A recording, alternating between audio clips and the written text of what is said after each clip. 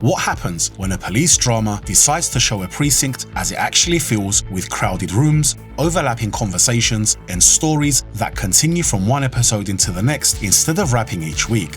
Out of that realism, a new kind of show took shape, one that reflected the pressure and rhythm of real precinct life, with more honesty than anything on television at the time. It confused some viewers, it impressed others, and debuted as one of the lowest rated shows to ever be renewed for a second season. So how did a series that struggled to find an audience grow into a landmark of modern television? Let's find out. This is the history of Hill Street Blues. See surplus store, corner People's Drive, 124th Street. Hill Street Blues began with MTM Enterprises developing a new drama for NBC and appointing Stephen Bochco and Michael Kozol as the writers. They came into the project with more freedom than usual to shape the series, and that freedom shaped everything that followed. The idea they began building was originally called Hill Street Station, a show built on the daily life of a police precinct rather than a single hero. They looked at older police dramas that were often slow, predictable, and centered on one main figure. The writing approach changed how the stories worked. The show treated each day as a struggle between the personal and the professional, with officers dealing with problems at home and problems in the streets they patrol. The tone mixed dry humor with hard reality, much like MASH, but grounded in a precinct rather than a battlefield. At the heart of the show were characters rather than archetypes. Its officers were not flawless heroes. They made mistakes, reacted under pressure, and tried to stay afloat while dealing with the bitter realities of their work. More than anything, the premise was built on the idea that the precinct was always in motion. The characters might work together or push against each other, but the job never stopped, and neither did the world around them. Street Blues, a violent arrest leaves Washington injured. They could retire me, couldn't they, Captain? And Davenport and Ferrillo locked in battle.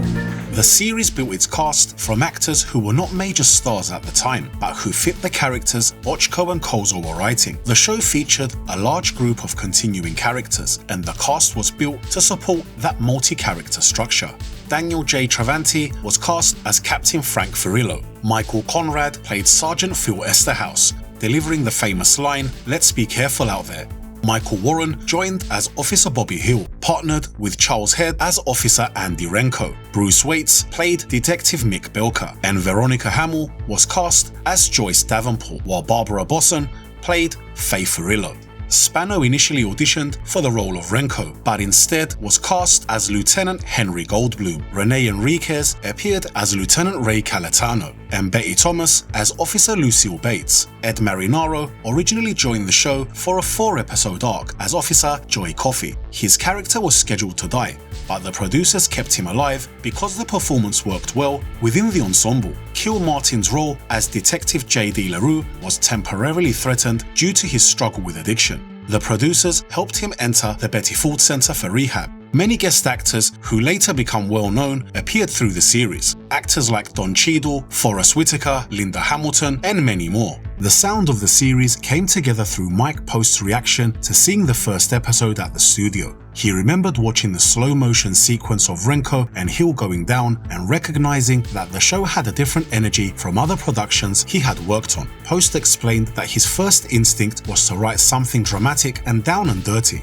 During a meeting with Bochco and Gregory Hoblit, Hoblit described an image he had in his mind for the opening: a garage door lifting onto a desolate inner-city street with a police car speeding out. When they asked Post for his thoughts, he suggested doing the opposite of that image. He went home afterward and wrote the theme within half an hour. He called Bochco, who arrived with Hoblit to hear it, and all three recognized immediately that the piece fit the series. The finished theme was released as a single and became a major hit in the United States.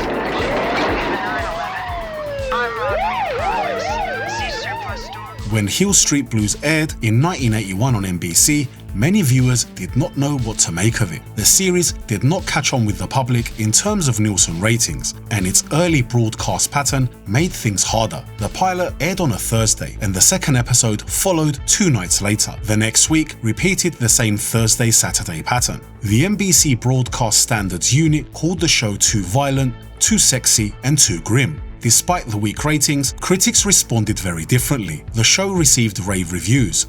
John J. O'Connor described it as a comfortable balance between comedy and drama. Critics also praised the overlapping dialogue, the handheld camera work, and the continuing storylines that carried through several episodes. The series drew notice for its handling of police corruption, racism, alcoholism, and both interpersonal and institutional forgiveness, as well as its choice to feature African American actors in the core ensemble and interethnic partnerships. Word of mouth also grew. With no social media to spread information at the time, people talked about the show at work and in bars, sharing their impressions and reactions. Those conversations continued even while the ratings stayed low. The growing critical acclaim led NBC to extend the first season, and eventually Hill Street Blues became the lowest rated program to ever be renewed for a second season at the time.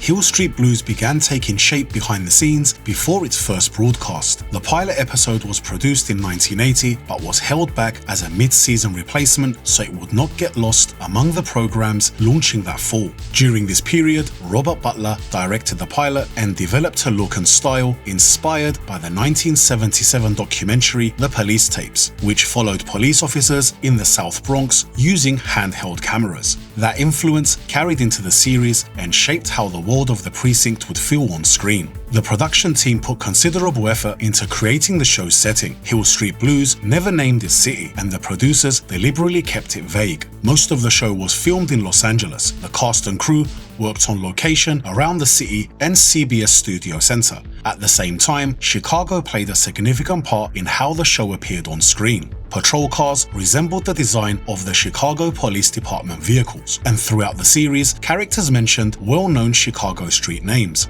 The show also used numerous street names and landmarks found in Buffalo. Stephen Bochco intended the setting to resemble Chicago, New York, Pittsburgh, and Buffalo. The series followed a pattern that shaped how each episode unfolded. Almost every episode began with a pre-credit briefing and roll call to start the day shift. The structure was present from the beginning and helped set up the situations that would appear throughout the episode. When Michael Conrad passed away in Season 4, Sergeant Lucy Bates continued the Esther House familiar "Let's Be Careful Out There" as a tribute for the remainder of the season. From Season 5 through most of Season 6, Sergeant Stan Jablonski ended his roll call with "Let's get out there and do it before they do it to us." At one point, after a suggestion from Detective Mayo, he softened it to "Let's do our job before they do theirs." In seasons after this, the show began to use roll calls less often, and some episodes omitted it altogether.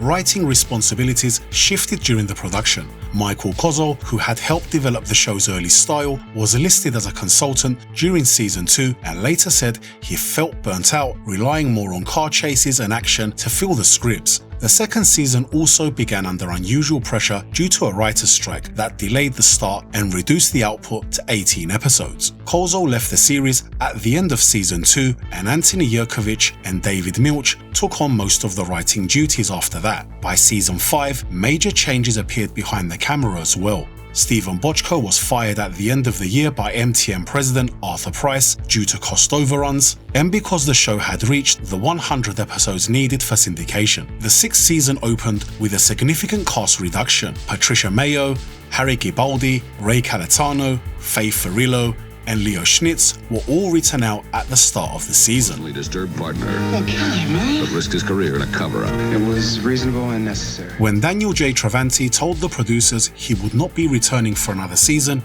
it created the show's final turning point.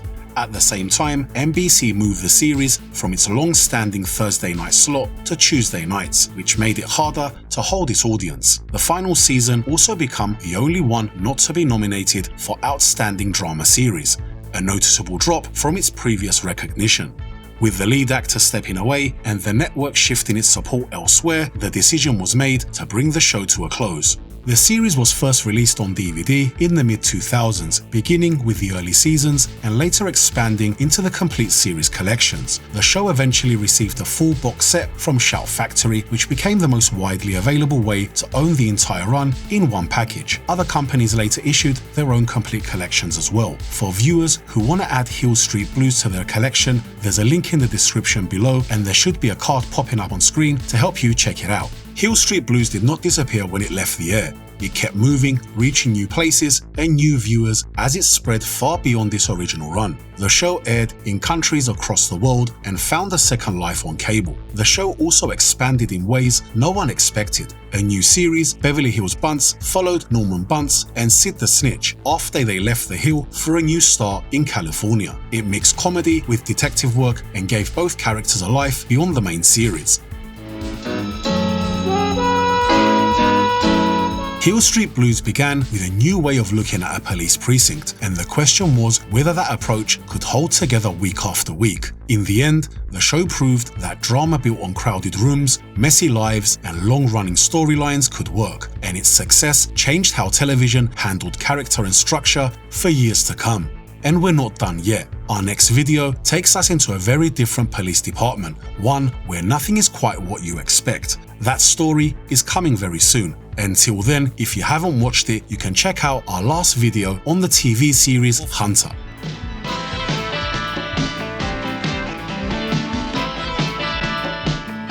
Thanks for watching, please like, subscribe, and I'll see you in the next one.